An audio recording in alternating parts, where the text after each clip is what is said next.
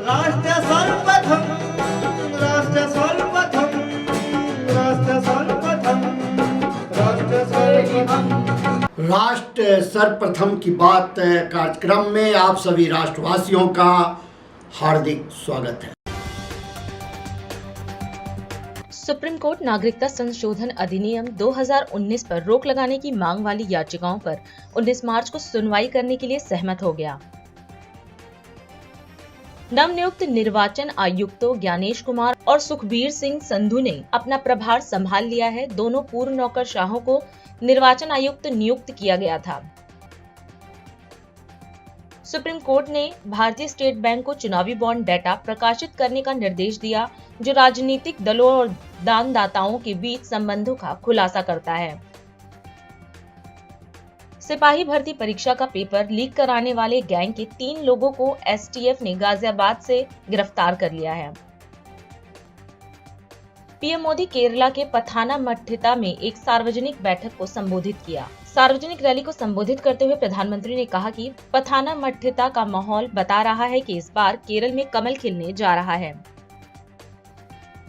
कांग्रेस के लोकसभा सदस्य अब्दुल खालिक ने पार्टी की प्राथमिक सदस्यता से इस्तीफा दे दिया।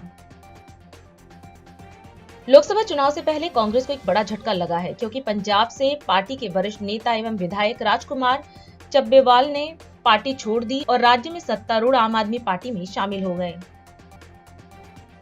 पंजाब के राज्यपाल बनवारी लाल पुरोहित ने कहा कि चंडीगढ़ नगर निगम ने शहर में हर परिवार को 20,000 लीटर पानी मुफ्त देने के फैसले के संबंध में अनुमति नहीं मांगी है और उसने यह भी नहीं बताया कि वह इसके लिए संसाधन कैसे जुटाएगा।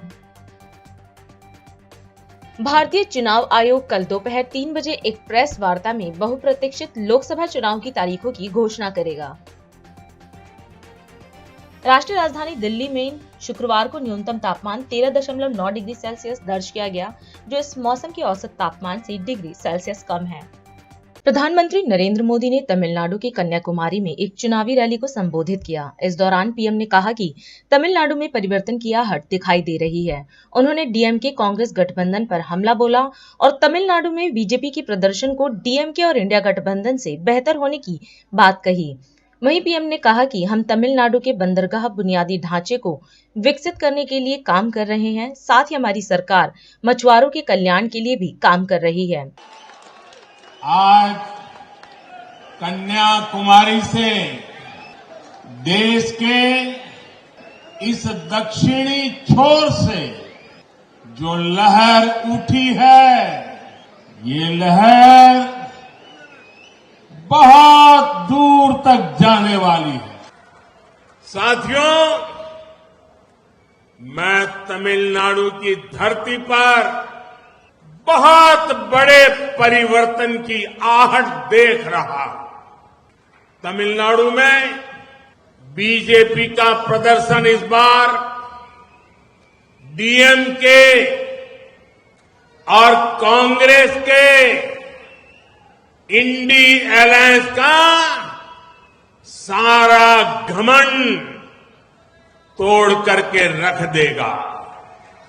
साथियों, कन्याकुमारी ने हमेशा बीजेपी को भरपूर प्यार दिया है और इसलिए यहां की डीएमके कांग्रेस गठबंधन कन्याकुमारी के लोगों को सजा देने का कोई मौका नहीं छोड़ती। आप एक के बाद एक इनकी हरकतें देखिए। 20 साल पहले अटल जी ने नॉर्थ साउथ कॉरिडोर की नींव रखी थी। इस कॉरिडोर के कन्याकुमारी नारिकुलम ब्रिज का काम इन लोगों ने इतने वर्षों तक लटका कर रखा। 2014 में जब हमारी सरकार आई, तब हमने उसे पूरा किया। कन्याकुमारी के लोग मार्तंडम और पार्वतीपुरम फ्लाईओवर के लिए भी वर्षों से मांग कर रहे थे, लेकिन डीएमके और कांग्रेस के लोगों ने एक बार भी नहीं सुना। जब बीजेपी केंद्र में आई तब ये काम भी पूरा किया गया। यहां लोग 40 साल से डबल रेल ब्रिज का भी सपना देख रहे थे, उसे भी इन्होंने पूरा नहीं होने दिया। अब बीजेपी सरकार ये काम कर रही है। साथियों, हम तमिलनाडु का पोर्ट इंफ्रास्ट्रक्चर डेवलप करने में भी जुटे हुए हैं। अभी पिछले महीने ही मैं थूथुकुडी आया था। वहां मैंने Chidambaranar port outer harbour container terminal का शिलान्यास किया था। हमारे फिशरमैन भाइयों के लिए भी बीजेपी सरकार लगातार काम कर रही है। चाहे वो आधुनिक फिशिंग बोट के लिए आर्थिक मदद देना हो या फिर उन्हें किसान क्रेडिट कार्ड के दायरे में लाना, आपकी हर चिंता उसका हमने समाधान करने का प्रयास किया है। यहां के हमारे साथी श्रीमान जॉय डी क्रूज ने फिशरमैन कम्युनिटी के लिए जो काम किया है, मैं उसकी प्रशंसा करता हूं। साथियों, हम तमिलनाडु की कनेक्टिविटी को बेहतर बनाने के लिए रेलवेज और हाईवेज का नेटवर्क तैयार कर रहे हैं। इन 10 वर्षों में तमिलनाडु में भी करीब करीब 50,000 करोड़ के हाईवे के प्रोजेक्ट पूरे किए गए हैं। 70,000 करोड़ रुपए के हाईवे पर और काम चल रहा है। 2009 से 2014 तक कांग्रेस डीएमके सरकार दिल्ली में बैठी थी। हर साल तमिलनाडु को रेल विकास के लिए करीब और सिर्फ 800 करोड़ रुपए देती थी। बीजेपी सरकार ने इस साल रेलवे इंफ्रास्ट्रक्चर के लिए तमिलनाडु को करीब 6,300 करोड़ रुपए दिए हैं। आपके इस आशीर्वाद के लिए मैं फिर एक बार आप सभी का बहुत बहुत आभार व्यक्त करता हूं। बहुत बहुत धन्यवाद।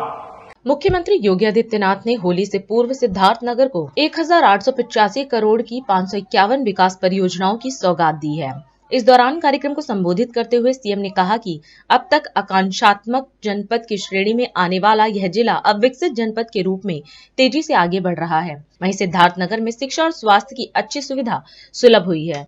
जनपद सिद्धार्थनगर के सभी उपस्थित बहनों और भाइयों, होली के पूर्व लगभग 1900 करोड़ रुपए की इन परियोजनाओं के लिए मैं आप सभी सिद्धार्थनगर वासियों को हृदय से बधाई देता हूं। बहनों और भाइयों, सिद्धार्थनगर जनपद आज आकांक्षात्मक जनपद से उभर करके एक विकसित जनपद बन रहा है।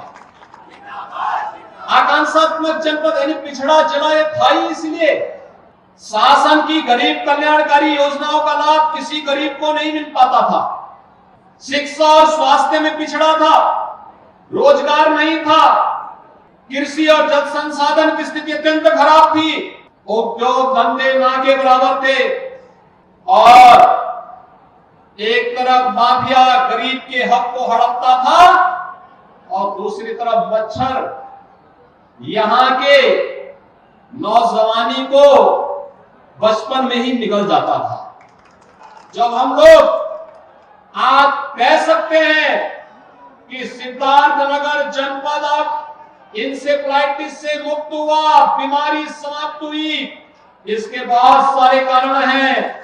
हमने मच्छर भी समाप्त किया, माफिया भी समाप्त किया और जब मच्छर और माफिया समाप्त होता है तो बीमारी भी समाप्त होती है और बीमारू राज्य की श्रेणी से, बीमारू जनपद की श्रेणी से उभर करके, आकांक्षात्मक जनपद की श्रेणी से उभर करके आपका जनपद भी विकसित जनपदों की श्रेणी में आकर के खड़ा हो चुका है। ये विकास की योजनाओं का परिणाम है। आज यहाँ पे अच्छे अच्छे विद्यालय बन रहे हैं।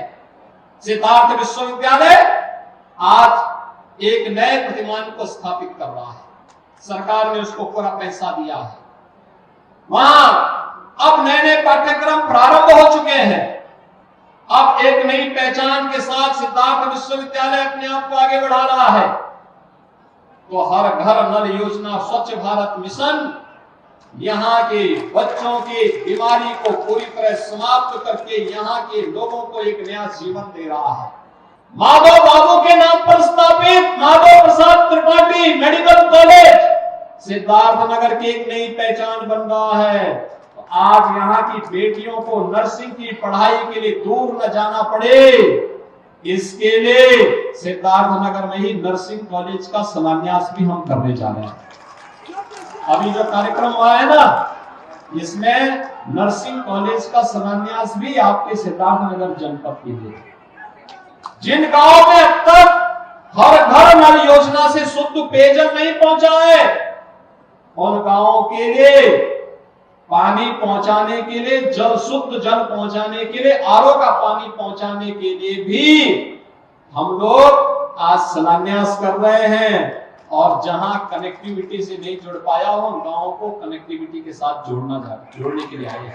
होली के पहले 1900 करोड़ रुपए का उपहार एक बार फिर से सिद्धार्थनगर जनपद वासियों को प्राप्त हो रहा है। इसके लिए बधाई, आप सबको बधाई, पूरे सिद्धार्थनगर वासियों को बधाई। भाइयों, आज हमारा भारत बदल चुका है। हमारा भारत बदल चुका है। दुनिया में भारत का सम्मान बढ़ रहा है। आज भारत प्रधानमंत्री जी के उस संकल्प के साथ आगे बढ़ा है जो उन्होंने आजादी के अमृत महोत्सव के वर्ष पर भारत वासियों से कहा था, विकसित भारत के लिए। पूरे देश की एक आवाज है, विकसित भारत। और विकसित भारत के लिए विकसित उत्तर प्रदेश आवश्यक है। विकसित उत्तर प्रदेश के लिए विकसित सिद्धार्थनगर आवश्यक है। और विकसित सिद्धार्थनगर के लिए भाजपा आवश्यक है। अगर विकसित भारत की इस परिकल्पना को साकार करना है, मोदी जी ने 10 वर्ष के कार्यकाल में जो भारत दुनिया की 11वीं बड़ी अर्थव्यवस्था के रूप में जाना जाता था, 11वें नंबर पर हमारा स्थान था, मोदी जी के यशस्वी नेतृत्व में वह भारत आज 5वीं बड़ी अर्थव्यवस्था बना है।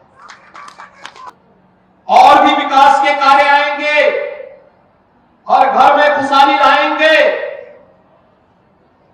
ये विकसित भारत की परिकल्पना को साकार और मूर्त रूप देने के लिए पूरे देश से एक ही आवाज आ रही है। 2024 की एक ही आवाज है, एक ही स्वर है पूरे देश से कि फिर एक बार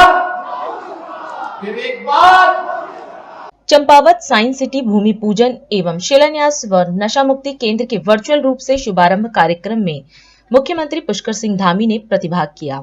इस अवसर पर मुख्यमंत्री ने 55 करोड़ 53 लाख रुपए की लागत से निर्मित होने वाली चंपावत साइंस सिटी का भूमि पूजन और शिलान्यास करते हुए कहा कि विज्ञान केंद्र आदर्श चंपावत के विकास में मील का पत्थर साबित होगा।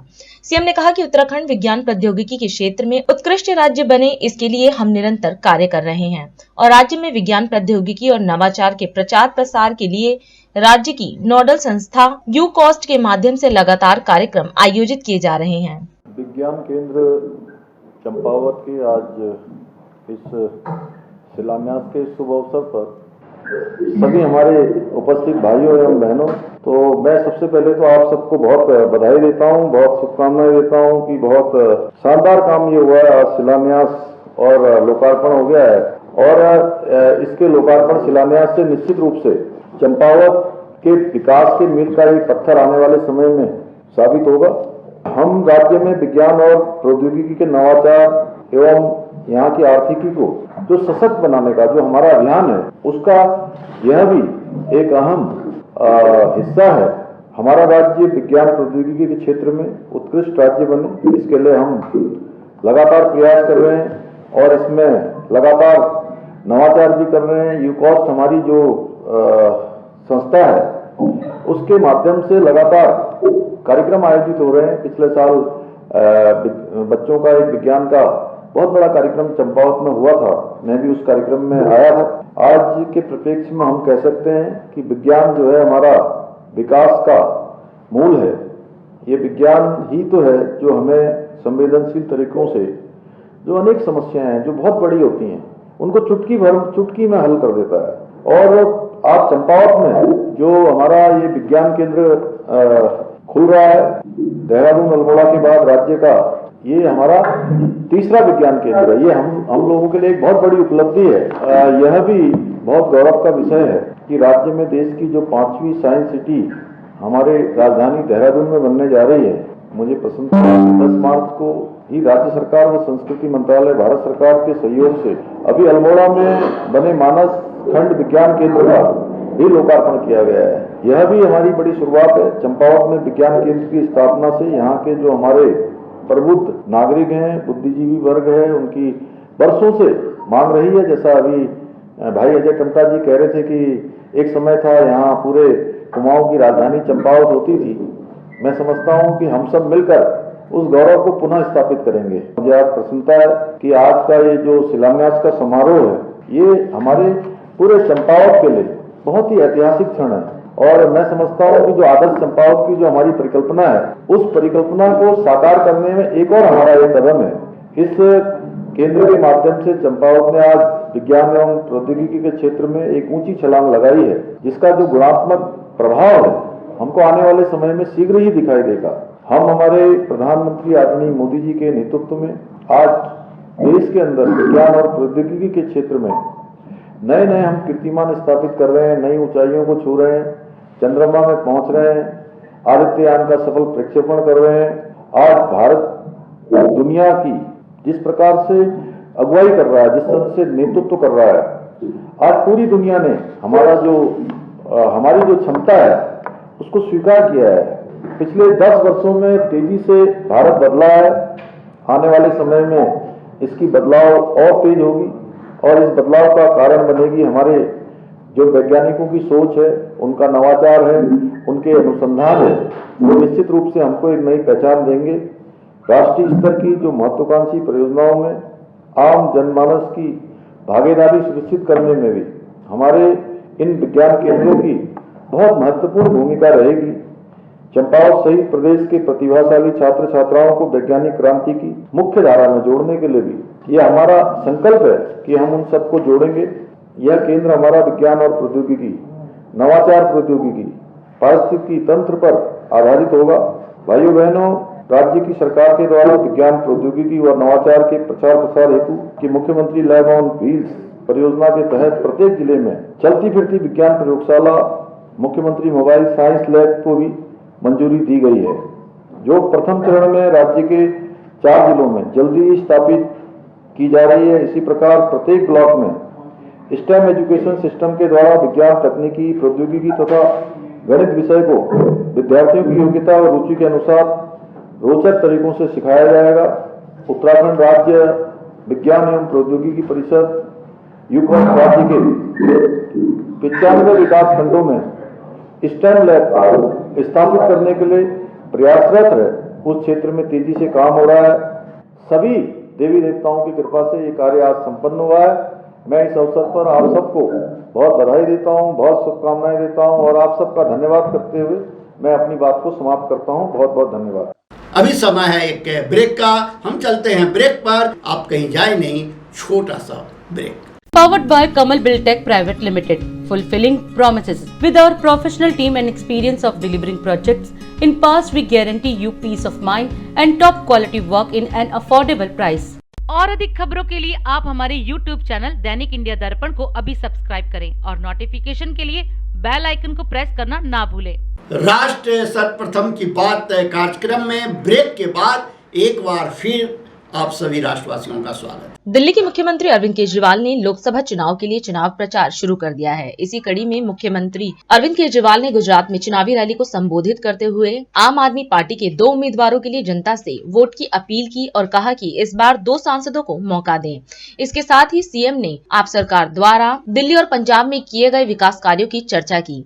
आपको बता दें कि आम आदमी पार्टी 2 सीटें भरूच और भावनगर से चुनाव लड़ेगी। पूरे गुजरात से जगह जगह से आए हुए हमारे गुजरात के आम आदमी पार्टी के सभी नेतागण, सभी कार्यकर्ता, सभी अधिकारीगण, सभी मीडिया के साथी, सबको मेरा नमस्कार, सबको मेरा प्रणाम। दिसंबर 2022 में गुजरात का चुनाव हुआ था, गुजरात विधानसभा का, 1.25 साल पहले आज से। मुझे याद है जब 2 साल पहले हम गुजरात में चुनाव लड़ने के लिए पूरी जोर शोर से आए थे, 5 MLA 14% वोट। तो ये एक तो गलत फहमी हम लोगों ने तोड़ी कि गुजरात में 2 ही पार्टी चलती है, गुजरात के अंदर तीसरी पार्टी भी चलती है। एक नई पार्टी को, आम आदमी पार्टी को पहली बार चुनाव लड़ रहे थे, इतना प्यार मिला पूरे गुजरात में। जितनी ईमानदारी और शिद्दत के साथ, मेहनत के साथ पूरे देश भर में आम आदमी पार्टी लगी हुई है और काम कर रही है। एक ही पार्टी आज देश के अंदर जो देश के लिए काम कर रही है, भविष्य के लिए काम। मेरा दिल कहता है एक दिन ऐसा जरूर आएगा जब केंद्र के अंदर आम आदमी पार्टी सरकार बनाएगी, और जब वो दिन आएगा और जब आम आदमी पार्टी का इतिहास लिखा जाएगा और ये देखा जाएगा कि एक छोटा सा नन्हा सा पौधा जो 2012 में शुरू हुआ था, वो बढ़ते बढ़ते बढ़ते राष्ट्र पार्टी कब बनी और किसने बनाई, तो गुजरात का नाम सुनहरी अक्षरों में लिखा, गुजरात के लोगों ने बनाई। गुजरात के लोगों ने राष्ट्र पार्टी बनाई और गुजरात के लोगों ने आम आदमी पार्टी को राष्ट्र के ऊपर, मानचित्र के ऊपर खड़ा किया। पिछले 2 चुनाव से, 2014 और 2019, 2 चुनाव से आप 26 की 26 सीट भाजपा को देते आ रहे हो। क्या मिला आपको? आज मैं गुजरात के लोगों को यही कहने के आया हूं, आप 26 उनके देते हो, इस बार एक बार 2 मेरे दे के देख लो। हमने अगर 2 साल में पंजाब में इतने स्कूल बनवा दिए, 2 साल में, केवल 2 साल में, 10 साल में दिल्ली के अंदर गांव, घर घर के मतलब मोहल्ले मोहल्ले के अंदर स्कूल बनवा दिए, अस्पताल बनवा दिए, ये लोग नहीं कर सकते। चैतर भाई मेरी नजरों में बहुत बड़े हीरो हैं और मुझे बेहद गर्व है कि चैतर भाई हमारी पार्टी में। आज के दौर में ऐसे बहुत कम लोग मिलते हैं जो दूसरों के लिए जेल जाते हैं, दूसरों के लिए सब कुछ कुर्बान कर देते हैं। इनको गिरफ्तार किया गया। क्यों गिरफ्तार किया गया? फॉरेस्ट डिपार्टमेंट वाले इनके इलाके के अंदर गरीब किसानों की जमीनें छीन रहे थे। इन्होंने बीच में पड़ के उनको, फॉरेस्ट डिपार्टमेंट वालों को रोका, किसानों को उनकी जमीनें वापस दिलवाई और यही केस करके इनको गिरफ्तार करके जेल में डाल दिया गया। उनका मकसद क्या था? उनका मकसद था चैतर को तोड़ना। चैतर नहीं टूटा, उनकी वाइफ भी नहीं टूटी। चैतर तो चलो राजनीति के अंदर है, राजनीति में ये चलता रहता है। जब उनकी वाइफ से हम जेल में मिले तो उनकी वाइफ के चेहरे पे भी मुस्कान थी। हमें लगा वो नाराज होंगी, हमसे गुस्सा होंगी। हम दोनों आए हैं कि क्या कर रहे हो आप लोग, हमारा तो परिवार बर्बाद हो गया। ये नहीं, वो भी मुस्कुरा रही थी और मुस्कुरा के उन्होंने कहा चिंता मत कीजिए, हम यहाँ पे ठीक हैं। मतलब सलाम करता हूं मैं इनकी वाइफ को। आज ये दोनों वापस आए हैं और मैं उम्मीद करता हूं कि भरूच सीट से वहां के लोग इनको भारी बहुमत से जिता के, ऐतिहासिक बहुमत से जिता के भेजेंगे। तो मैं भरूच की जनता से यही अपील करता हूं, ना पूरे भरूच के अंदर गरीब इलाका है, आदिवासी लोग हैं, तो मेरी एक रिक्वेस्ट है, अपील है पूरे आदिवासी क्षेत्र से, इस बार अपने बेटे को, चैतर को जिता के भेजिए। हमारे भावनगर से हमारे उम्मीदवार उमेश भाई, मेरे पूरी वो होती है शरीर के अंदर जब मैं सोचता हूं कि चैतर जैसे, उमेश भाई जैसे कार्यकर्ता हमारी पार्टी के अंदर हैं, जो कि अपनी जान की बाजी लगाते हुए पार्टी नहीं छोड़ रहे, लेकिन हमारे साथ कोली समाज से आते हैं। और मैं उम्मीद करता हूं कि इस बार भावनगर की जनता भी इनको भारी बहुमत से जिता के भेजेगी। तो ये 2 सीट आज मैं मांगने के लिए आया हूं गुजरात के लोगों से। आप ये 2 MP हमारे जिता दीजिए, ये इतना शानदार काम करेंगे। एक तरफ आपकी आवाज उठाएंगे लोकसभा के अंदर और दूसरी तरफ आपके इलाके का विकास करेंगे, स्कूल बनवाएंगे, अस्पताल बनवाएंगे, सड़कें बनवाएंगे, आपके इलाके का विकास करेंगे। अगर इन दोनों का काम पसंद नहीं आए, 2027 के विधानसभा चुनाव में मैं वोट मांगने के लिए नहीं आऊंगा। और मैं आपको यकीन दिलाता हूं कि गुजरात के लोग आम आदमी पार्टी को एक बार आप 2 MP जिता दीजिए, 2027 के अंदर आम आदमी पार्टी की सरकार बनेगी गुजरात के अंदर और फिर कोई उसको हिला नहीं पाएगा। कांग्रेस के वरिष्ठ नेता जयराम रमेश ने भारत जोड़ो न्याय यात्रा के विषय में जानकारी देते हुए एक प्रेस वार्ता को संबोधित किया। इस दौरान उन्होंने कहा कि कल राहुल गांधी दादर के चैत्य भूमि में बाबा साहब अम्बेडकर स्मारक पर भारत जोड़ो न्याय यात्रा के समापन की घोषणा करेंगे। इसी के साथ कल 16 मार्च को कांग्रेस अध्यक्ष मल्लिकार्जुन खड़गे बेंगलुरु में हिस्सेदारी न्याय से जुड़ी 5 गारंटी की भी घोषणा करेंगे। वहीं जयराम रमेश ने कहा कि भारत जोड़ो न्याय यात्रा के 5 न्यायिक स्तंभ हैं, जिनमें किसान न्याय, हिस्सेदारी न्याय, युवा न्याय, नारी न्याय और श्रमिक न्याय शामिल हैं। हमारे लिए सबसे बड़ी बात यह है कि राहुल जी 5:30 बजे चैत्य भूमि पहुंचेंगे और डॉक्टर बाबा साहब अम्बेडकर स्मारक में भारत जोड़ो न्याय यात्रा की समाप्ति की घोषणा करेंगे। अब तक हमने किसान न्याय को लेकर 5 गारंटियां की घोषणा की है, नारी न्याय को लेकर 5 गारंटियों की घोषणा की है, युवा न्याय को लेकर 5 गारंटियों की घोषणा की है और आज अभी भी कांग्रेस अध्यक्ष बेंगलुरु में श्रमिक न्याय को लेकर 5 गारंटियों की घोषणा कर रहे हैं।